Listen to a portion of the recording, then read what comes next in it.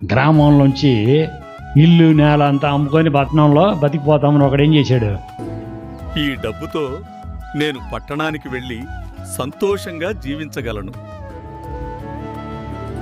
డబ్బుని ఒక పాత గుడ్డలో, అది ఎవడికి తెలియకూడదు కదా, పాత గుడ్డలో ఏముంటుంది, ఏదో వాడు ఇంకో పాత గుడ్డలు వేరే పాత గుడ్డలు ఏదో పెట్టుకున్నాడు అంటున్నాక తీసుకొని వచ్చాడు. దాంట్లో ఏముంది, ఆ డబ్బులు కొంచెం ఉన్నాయి, ఇంకోటి 15 సంవత్సరాలు కట్టిన చీటు, ఆ చీటు మెచ్యూర్ అయింది, ఈ కాగితం కొంచెం ఉంది, డబ్బులు కొద్దిగానే ఉన్నాయి.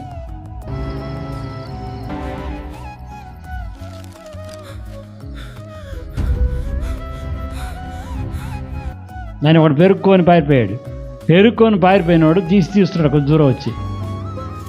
ఇంతేనా? మిగతాదేది?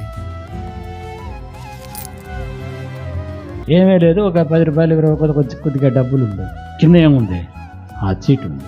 వీడు పారిపోతూ వచ్చాడు, వాడు అడిగాడు ఏంటి బాబు, వీడేం చేసుకున్నాడు, సొక్కాన్ని మార్చుకున్నాడు దొంగ, ఫ్రెండ్లాగా బ్యాగ్ ఎందుకు అని.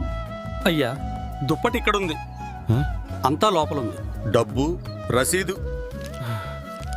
నేను ఇది ఊహించలేదు. నిజంగా 15 లక్షలా? నా కల నిజమైంది. చా, నేనెంత తప్పు చేశాను.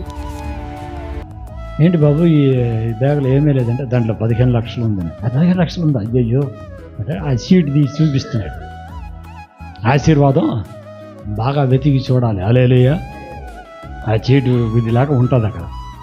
దేవుడి నిబంధనలంతా నువ్వు కైకొనేటప్పుడు ఆ చీటు తీసుకెళ్ళి ఆ కంపెనీలో ఇచ్చినప్పుడే ఆ ఆశీర్వాదం. విలువ తెలియని వాడికి అది తెలియదు. అప్పుడు దైవిక ఆశీర్వాదం నాకు రావాలంటే ఏం చేయాలి, నిబంధనలు నువ్వు అంగీకరించి దాన్ని అనుసరించాలి, హల్లెలూయా. అప్పుడు ఆ బ్లెస్సింగ్ స్టేజ్ ఉంది. ఫస్ట్ ఆధ్యాత్మికంగా బలపడు, మానసికంగా ఫ్రీ అవ్వు, ప్రేయర్లో ఉండు. థర్డ్ శరీరపరమైన ఆరోగ్యం గురించి ముఖ్యత్వము. Third, fourth blessings. కానీ ఆర్డర్ మార్చకూడదు.